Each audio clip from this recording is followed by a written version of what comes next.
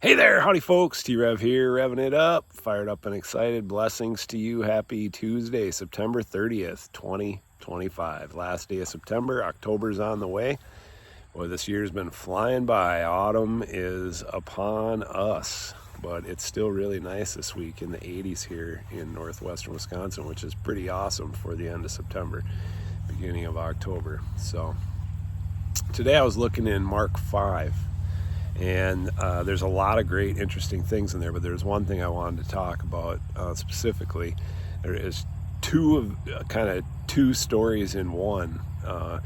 The guy who takes care of the synagogue asked Jesus to come to his house because his daughter's sick, and on the way, a woman that's had an issue of bleeding and gone to doctors and nobody's been able to help her, and she still has this issue, thought and believed that if she'd heard of Jesus, and if she could just touch him, if she could just touch his garment, she knew that she'd be healed. And she did touch him, and she was healed. And Jesus said, it's your faith, it's your belief that made you well. So that's really a big, huge key when it comes to supernatural stuff.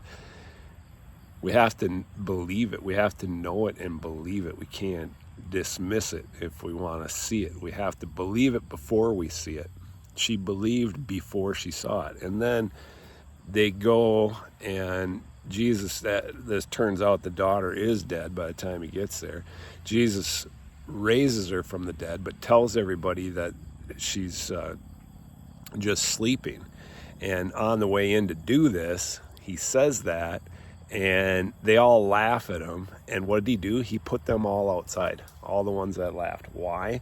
Because they all had doubt, and that doubt wasn't good for that environment where he was going to raise this young lady from the dead. But when he does that, he says, don't tell anybody that that's what happened. I said she was just sleeping. She was just sleeping. She's doing fine now.